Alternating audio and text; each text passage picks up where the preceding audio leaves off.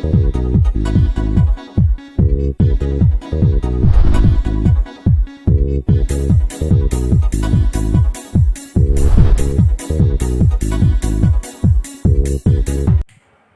विद्यार्थियों को good morning.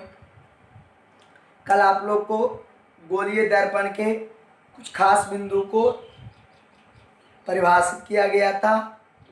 आज उसके आगे इस वीडियो में देखेंगे। सबसे पहले अब हम अवतल दर्पण को जो उपनाम पुकारे थे अभिसारी दर्पण, तो अवतल दर्पण को अभिसारी दर्पण क्यों कहा जाता है? अवतल दर्पण को अभिसारी दर्पण क्यों कहा जाता है? ये है हम लोग का क्वेश्चन।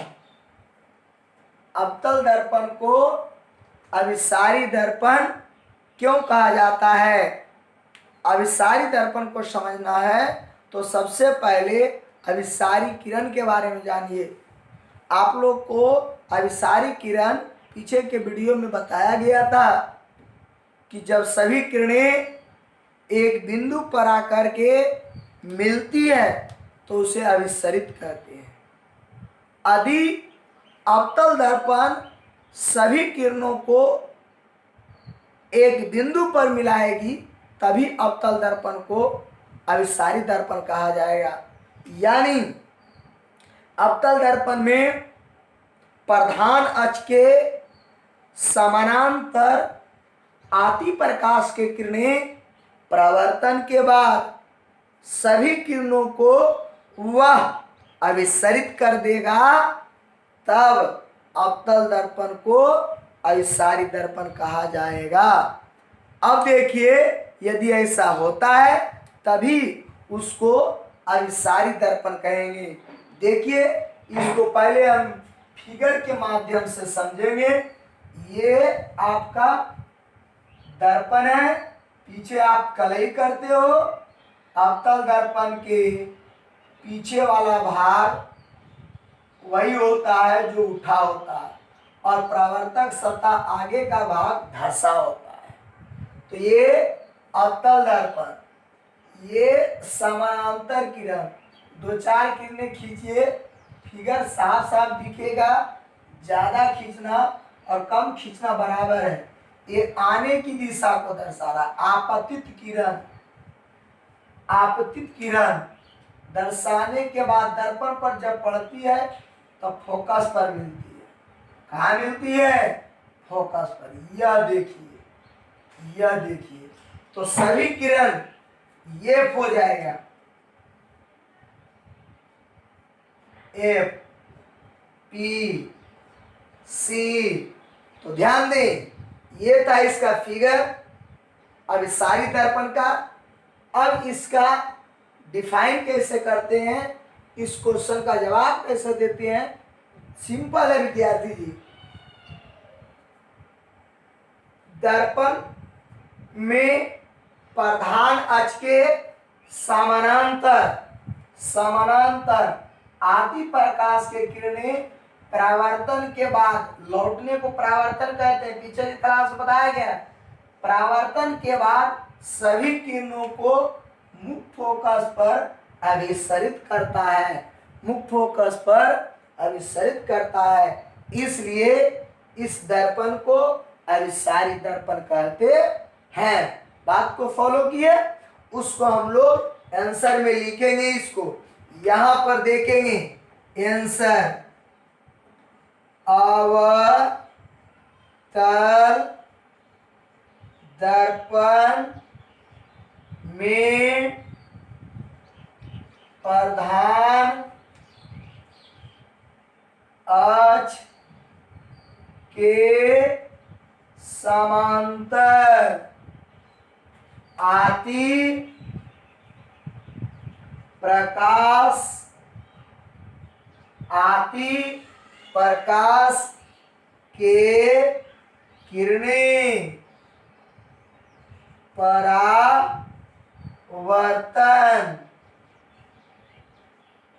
परावर्तन के बाद सभी किरणों को मुख्य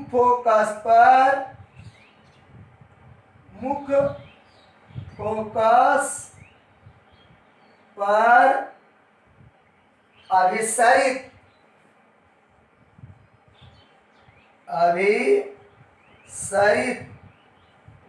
करता है। इसलिए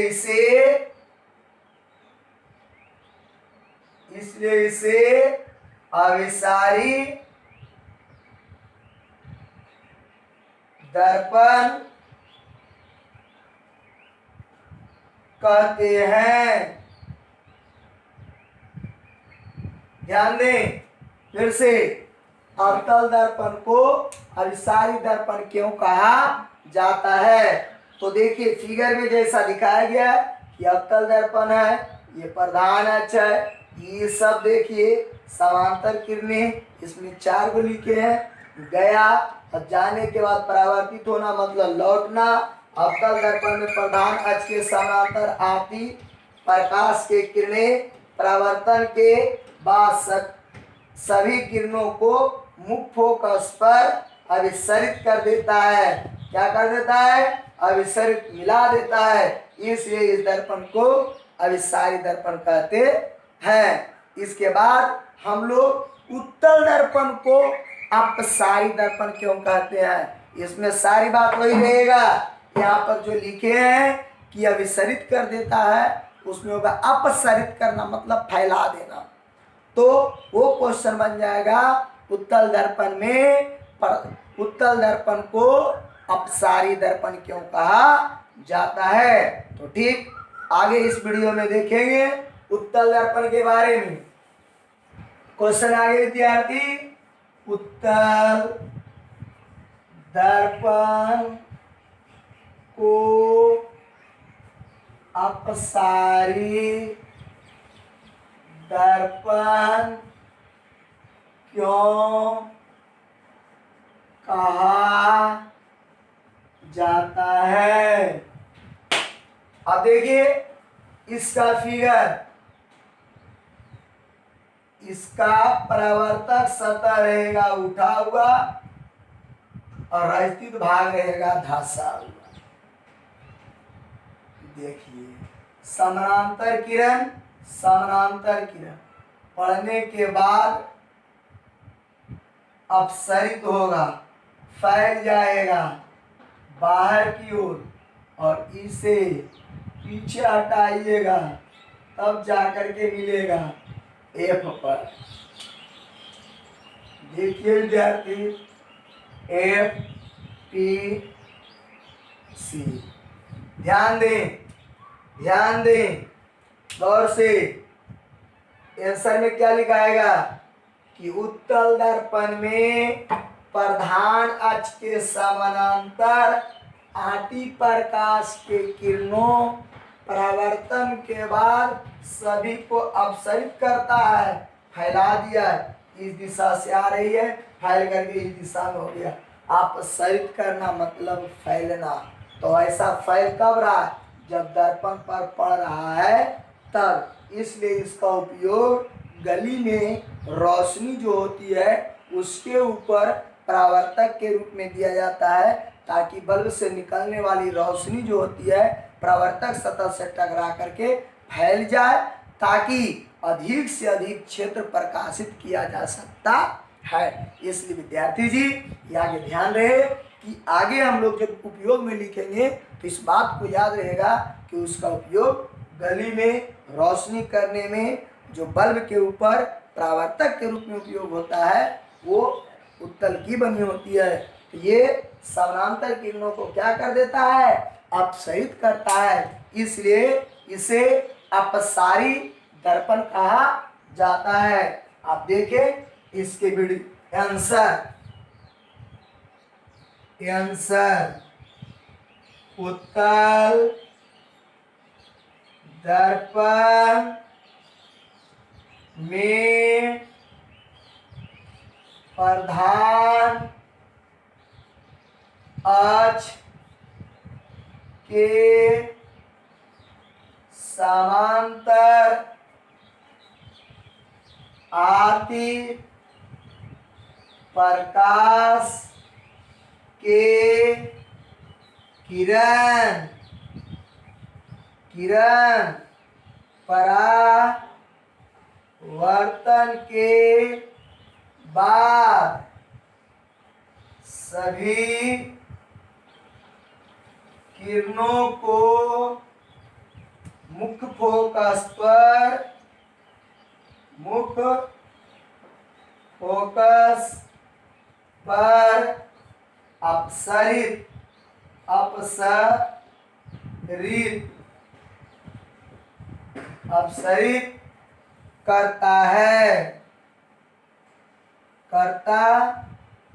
अपसरित करता है इसलिए इसे अपसारी दर्पण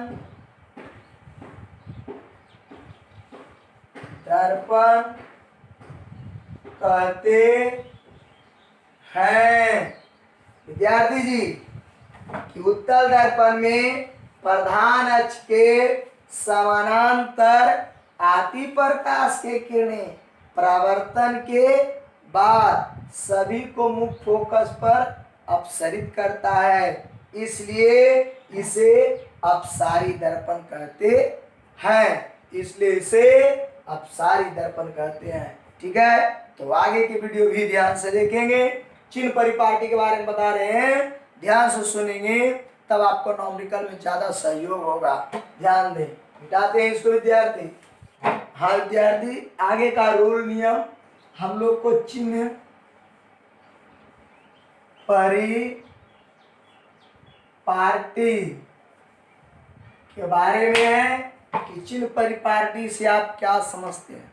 ध्यान दें, दर्पण और लेंस यानी अगला चैप्टर और इस चैप्टर में जब आप नॉमेरिकल बनाइएगा तो कहीं प्लस चिन्ह कहीं माइनस चिन्ह दर्शाना पड़ता है। तो दर्पण हो या लेंस हो, विभिन्न दूरी इसमें दूरी क्या क्या आएगा, फोकस दूरी आएगा, वस्तु दूरी आएगा, प्रतिबिंब दूरी आएगा, वक्रता त्रिज्या आएगा, ये सभी दूरी है। इन सभी दूरियों को कभी प्लस चिन्ह से कभी माइनस से, ये आपको दर्पण से पता चलेगा कि किसमें प्लस लगाएंगे और क्यों लगाएंगे। अब इसी में आप इसके बारे में जानेंगे। चिन्ह परिपाटी जब ध्यान से देखेंगे, सुनेंगे, समझेंगे, क्योंकि नॉमेरिकल में आपको चिन्ह परिपाटी ध्यान में रखना चाहिए, तब नॉमेरिकल समझ में आएगा और अपने आप से बनेगा, नहीं तो दिक्कत होगा, बहुत दिक्कत होगा। इसलिए सही विद्यार्थी इसको ध्यान से सुने, 1 2 4 बार इसको रिपीट कर करके सुनना जरूर, क्योंकि आप क्लास में रहते थे तो एक बार मैंने आप लोगों को समझाता था और 1 2 बार आपको खुद से क्लास में बुलवाते थे बच्चों की तरह। लेकिन विद्यार्थी इस बात को ध्यान रहे, अपने आप दिमाग में बैठा लें कि हम क्लास में नहीं है लेकिन क्लास के ही काम कर रहे हैं। इसलिए आप हर हालात में उसको समझें, बोले, पढ़ें। ध्यान से देखिए, चिन्ह परिपाटी दर्पण हो या लेंस हो, दोनों का सेम होता है। तो दर्पण या लेंस में विभिन्न दूरी को जिस चिन्ह से लिखा जाता है उसे चिन्ह परिपाटी कहते हैं। हाँ देखिए विद्यार्थी, चिन्ह परिपाटी के बारे में सुने, पहले देखे सुने, दोनों काम करें। दर्पण या लेंस में सभी दूरियों को जिस चिन्ह से लिखा जाता है उसी को चिन्ह परिपाटी कहते हैं। यानी वस्तु दूरी को कौन चिन्ह होगा, प्रतिबिंब दूरी कौन होगा, प्रतिबिंब की ऊंचाई क्या होगा, प्रतिबिंब की वस्तु की ऊंचाई क्या होगा, त्रिज्या क्या होगा, ये सभी को किस चिन्ह द्वारा दर्शाएंगे, ये चीज जान लें। और साथ ही साथ इस चिन्ह परिपाटी के कुछ खास नियम हैं, उस चीज़ों को ध्यान देंगे। वो क्या हो, दर्पण हो, अवतल हो या उत्तल हो, कोई भी हो, उससे कोई दिक्कत नहीं। आप ध्यान से पहले देखेंगे तब समझेंगे। यह जो हमने दर्पण लिया, ऐसे तो ये अवतल है, उत्तल भी रहे उससे कोई दिक्कत नहीं। ये लिया तो आपको इधर दर्पण के पीछे भाग होता है, ये हो गया दर्पण के पीछे भाग, और ये हो गया दर्पण के आगे का भाग। ये हो गया प्रिंसिपल एक्सिस, प्रधान अक्ष, मुख्य अक्ष। तो इसके इधर लेते हैं तो प्रधान अक्ष के ऊपर कहा जाता है, और इसको इधर लेते हैं तो प्रधान अक्ष के नीचे कहा जाता है। इधर को परावर्तक सतह बोलते हैं, इधर बोलते हैं दर्पण के पीछे भाग। इधर बोलते आपतित प्रकाश के दिशा, इधर आपतित प्रकाश के दिशा, इधर बोलते हैं आपतित प्रकाश के विपरीत दिशा। फॉलो कर रहा है? अब देखिए बात आप ध्यान से देख, इसको कहते थे पी पोल, ध्रुव। सभी दूरी ध्रुव से मापी जाती है। पहला पॉइंट है, ध्यान से सुने, दर्पण में सभी दूरी कहां से मापी जाती है? ध्रुव से। दूसरा पॉइंट में लिखेंगे आपको, वो क्या रहेगा कि दर्पण के पीछे की दूरी धनात्मक होती है, दर्पण के पीछे की दूरी धनात्मक होती है, और दर्पण के आगे की दूरी ऋणात्मक होती है। 3 पॉइंट हुआ। पहला पॉइंट, सभी दूरी ध्रुव से मापी जाती है, दर्पण के पीछे की दूरी धनात्मक होती है, दर्पण के आगे की दूरी ऋणात्मक होती है। इसी को बोल सकते हो परावर्तक सतह की ओर ऋणात्मक दूरियां होती है, और परावर्तक सतह के पीछे धनात्मक होती है। इसके बाद ये हो गया प्रधान अक्ष के ऊपर, और इधर हो गया प्रधान अक्ष के नीचे। तो प्रधान अक्ष के ऊपर की दूरी धनात्मक, और प्रधान अक्ष के नीचे की दूरी ऋणात्मक। तो ये हो गया चौथा बात में कि प्रधान अक्ष के ऊपर की दूरी धनात्मक, और पांचवा बात में प्रधान अक्ष के नीचे की दूरी ऋणात्मक। तो ये होती है इस चिन्ह परिपाटी के कुछ खास बातें लिखाने की तरीका में। पहला क्या है, फिर से सुने, सभी दूरी ध्रुव से मापी जाती है, दर्पण के पीछे धनात्मक होता है, दर्पण के आगे ऋणात्मक होता है, प्रधान अक्ष के ऊपर धनात्मक होता है, प्रधान अक्ष के नीचे ऋणात्मक होता है। ये सारी बातों को हम बोर्ड पर लिखते हैं, इसलिए ध्यान से सुने और समझें। देख लिया, अब हम इसको मिटाते हैं और लिखते हैं चिन्ह परिपाटी के कुछ चिन्ह परिपाटी क्वेश्चन में। चिन्ह परिपाटी से आप क्या समझते हैं?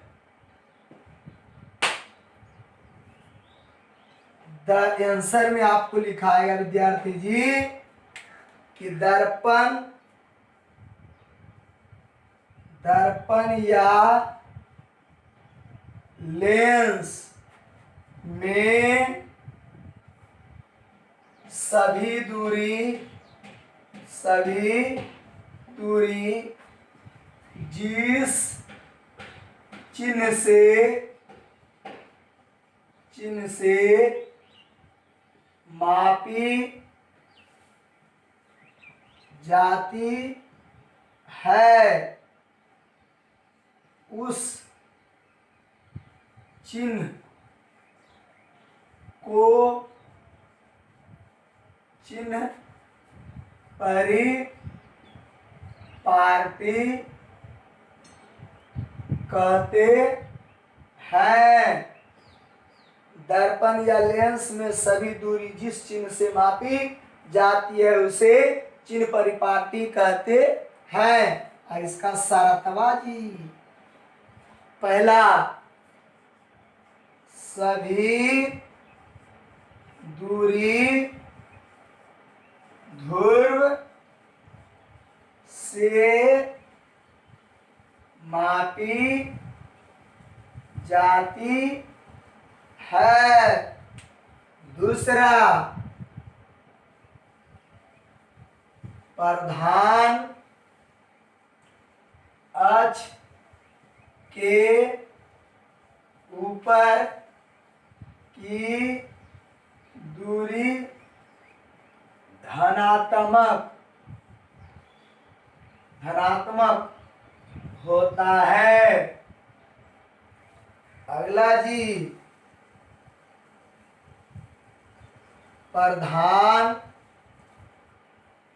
अक्ष के नीचे की दूरी ऋणात्मक होता है।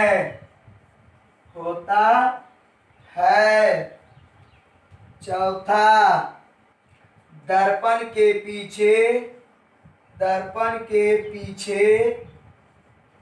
की दूरी धनात्मक होता है। अगला जी, पांचवा, दर्पण के आगे की दूरी ऋणात्मक होता है। ये सब बातों को एकदम ध्यान में रखें, आपका बिल्कुल सही चलेगा। सभी दूरी ध्रुव से मापी जाती है। प्रधान अक्ष के ऊपर की दूरी धनात्मक होता है, प्रधान अक्ष के नीचे की दूरी ऋणात्मक होती है, दर्पण के पीछे की दूरी धनात्मक होता है और दर्पण के आगे की दूरी ऋणात्मक होता है।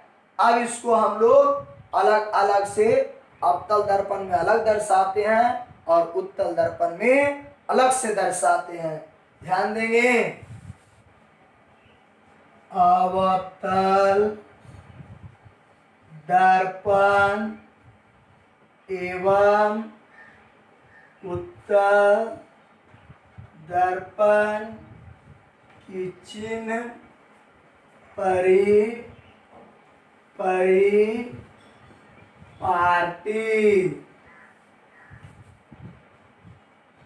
दूरियां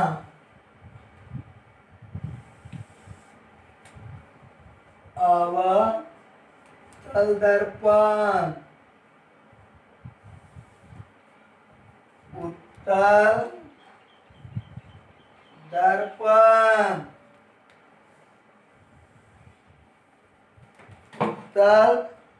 दर्पण आप पहले आते हैं वस्तु की दूरी, इसमें भी यू और इसमें भी यू, लेकिन दोनों माइनस में, राइट। इसके बाद प्रतिबिंब दूरी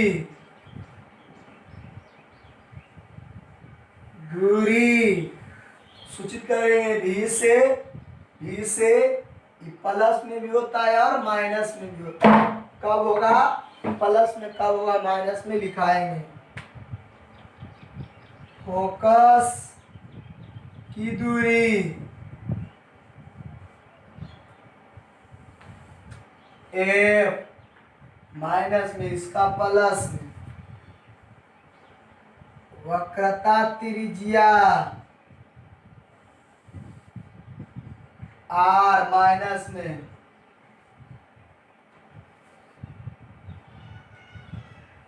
वस्तु की ऊंचाई हाइट ऑफ ऑब्जर्वर प्लस में और ई भी प्लस में। प्रतिबिंब की ऊंचाई height of image plus minus plus में। न्यूमेरिकल बनाने में उत्तल दर्पण में केवल U माइनस दीजिएगा, बाकी सभी प्लस। आप इसको स्मॉल r भी लिख सकते हो, कोई दिक्कत नहीं। तो और इसमें सब माइनस, एक आवर्धन होता है, आगे पढ़ाएंगे। आवर्धन मैग्निफिकेशन m से और ईवीएम से, प्लस माइनस।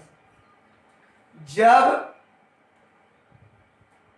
इसमें वास्तविक प्रतिबिंब होगा अवतल दर्पण में, तो ईवी माइनस और ईवी माइनस। लेकिन जब काल्पनिक प्रतिबिंब होगा तो m प्लस, HI प्लस और V प्लस। मैं नीचे में नोट में लिखता हूं कि अवतल दर्पण में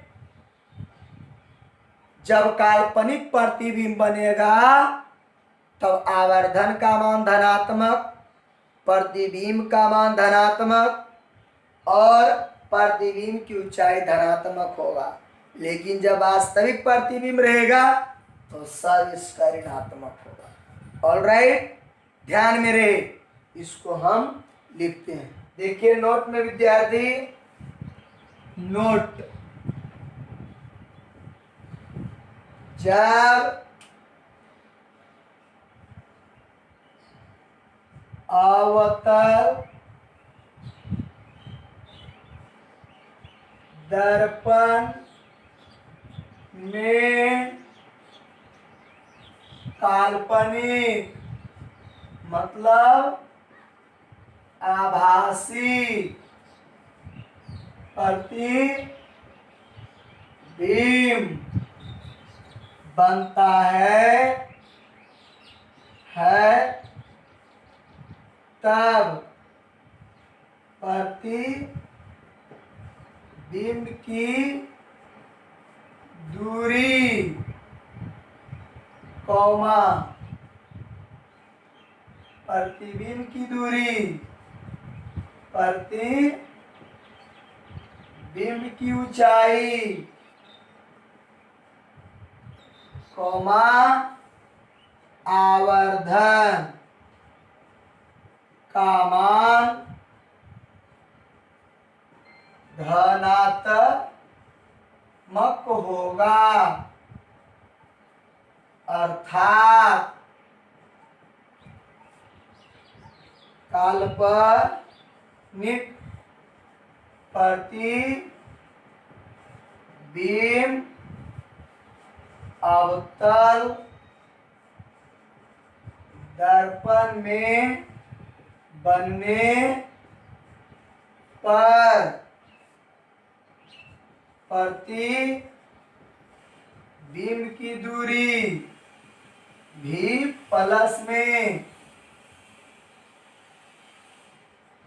प्रतिबिंब की ऊंचाई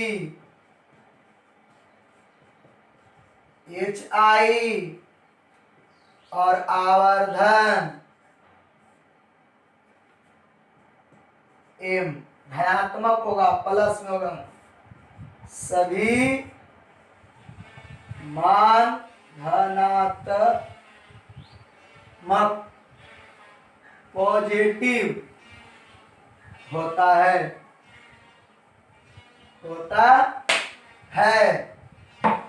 शब्द में भी लिख दिया कि जब अवतल दर्पण में काल्पनिक आभासी प्रतिबिंब बनता है तब प्रतिबिंब की दूरी, प्रतिबिंब की ऊंचाई और आवर्धन का मान धनात्मक होगा।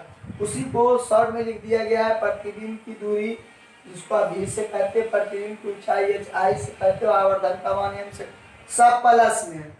तो ये सभी दूरी प्लस में होता है। लेकिन जब वास्तविक प्रतिबिंब होगा तो आपको तो शुरू में बताया गया है कि इस स्थिति में प्लस होता है और बाकी सब हर पल माइनस होता है। वो भी लिख देते हैं कि अवतल दर्पण में वास्तविक प्रतिबिंब होने पर आवर्धन को प्रतिबिंब सभी ऋणात्मक होते हैं। देखिए नोट पॉइंट में,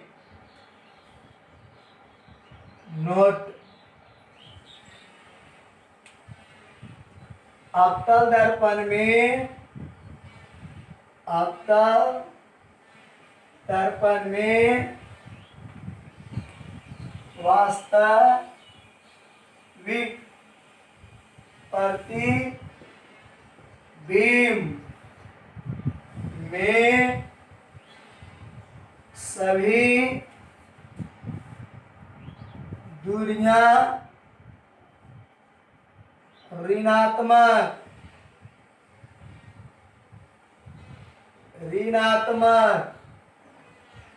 होती है।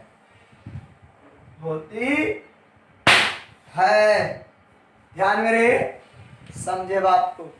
देखिए विद्यार्थी, अब हम लोग प्रकाश के प्रवर्तन का जब किरण आलेख दर्पण अवतल और उत्तल में खींचेंगे तो उसके लिए कुछ खास नियम है। इस नियम को एकदम गौर से देखना है, अन्यथा आपको प्रकाश के प्रवर्तन के लिए किरण आलेख अवतल और उत्तल में खींचने में दिक्कत होगा। और इसको खींचने के लिए आप प्राइकल इंच का उपयोग करेंगे, बहुत सुंदर होगा। यहाँ पर भी हम बताएंगे और किताब में भी दिया हुआ रहेगा। यदि यहाँ पर फिगर पूर्णतः नहीं समझ में आएगा तो आपको बार बार कहते हैं किताब का सहारा अवश्य करें। देखिए इधर देखिए, सबसे पहली पॉइंट ईवी नोट पॉइंट में चलेगा। तीसरा नंबर नोट पॉइंट होगा कि दर्पण अवतल हो या उत्तल हो, अवतल दर्पण हो या उत्तल दर्पण हो, उससे कोई दिक्कत नहीं। ये देखिए, ये प्रधान अक्ष और ये भी प्रधान अक्ष। जब प्रकाश की किरण समांतर आती है तो दर्पण पर पड़ने के बाद फोकस से गुजरता है। जब प्रकाश की किरण समांतर आती है तो दर्पण पर पड़ने के बाद फोकस से गुजरता है।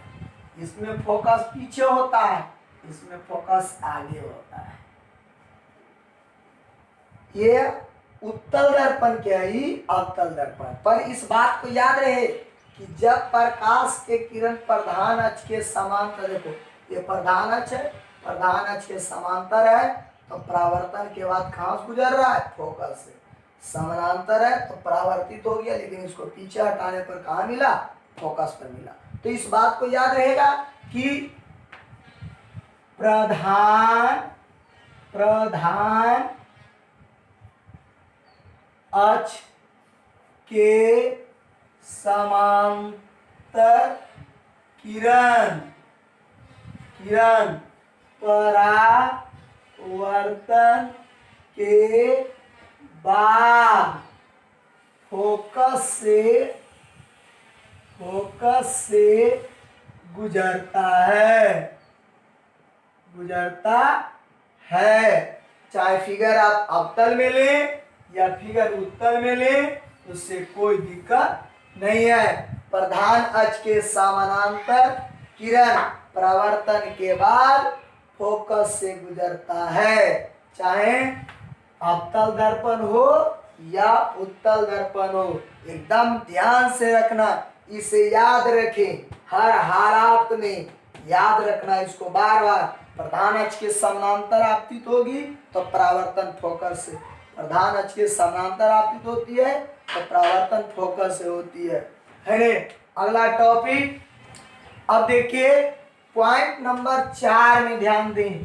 बार बार आप लोग को बोलते हैं कि पढ़ाई के अंतिम में नोट पॉइंट रहेगा, उसको जब तक पूरा नहीं देखेंगे तब ये सब नोट पॉइंट नहीं आएगा समझ। देखिए दूसरा, अभी आपने पढ़ा कि जब प्रधान अक्ष के समानांतर आएगा तो परावर्तन कहाँ से होगा, फोकस से। कहाँ से होगा, फोकस से। अब देखिए विद्यार्थी, जब दर्पण अवतल हो या उत्तल हो उससे कोई मतलब नहीं, दर्पण से मतलब नहीं है। हम ये फिगर इसलिए कर देते हैं। अब देखिए ये सी से आती है, वक्रता केंद्र से आती है और वक्रता केंद्र से ही गुजरती है। ये वक्रता केंद्र से आएगा तो वक्रता केंद्र से गुजरेगा। ये देखिए ये ऐसे होती है, ध्यान से देखिए।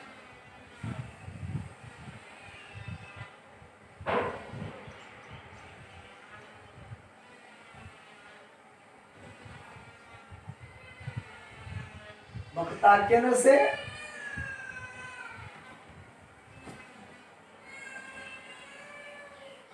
तो ध्यान दे, चौथा पॉइंट में ये अवतल दर्पण है, ये उत्तल दर्पण है, वक्रता केंद्र से आती है, वक्रता केंद्र से आती है, ये वक्रता केंद्र से आती है, लेकिन आपको काल्पनिक रेखा को डॉट डॉट से लिखना पड़ेगा। इस सी से जाती है और सी से फिर आती है। इसका पॉइंट में क्या लिखेंगे कि जब प्रकाश वक्रता केंद्र से आती है, वक्रता केंद्र से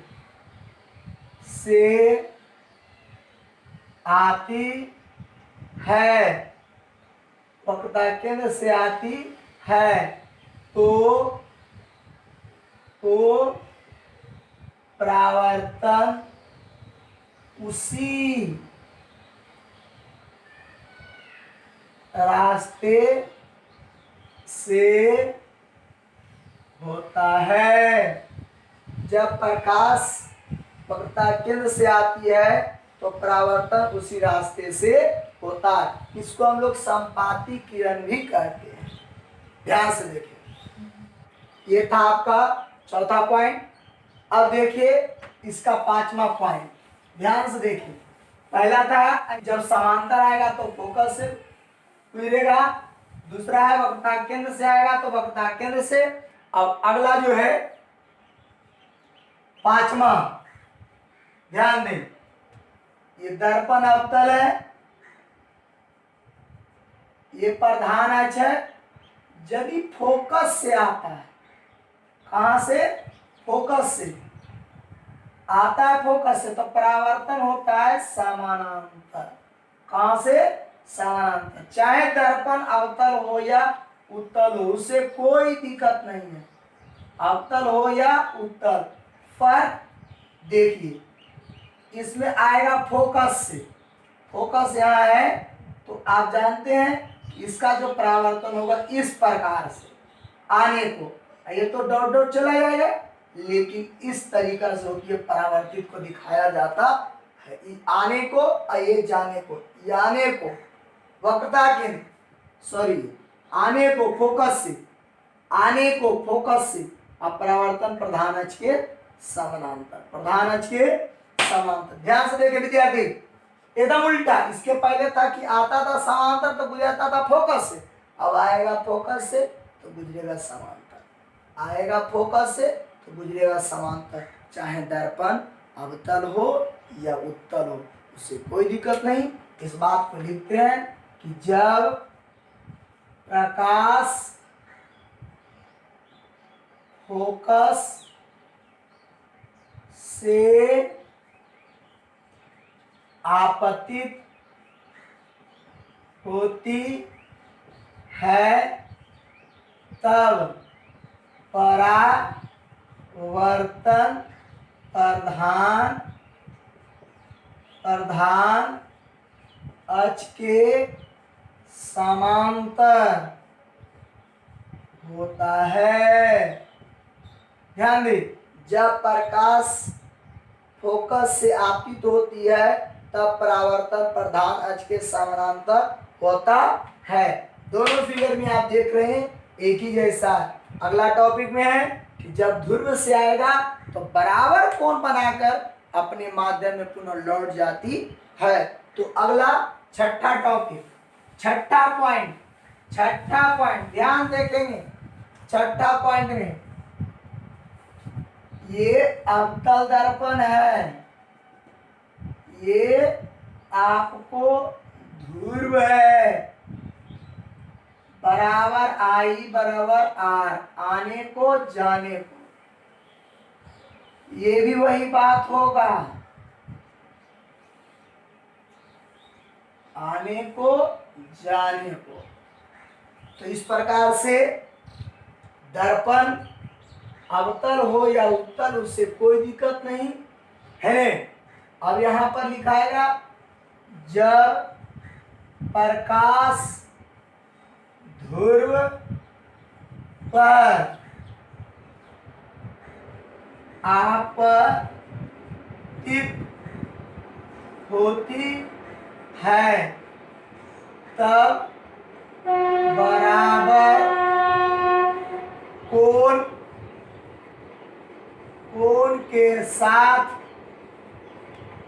परावर्तन होता है।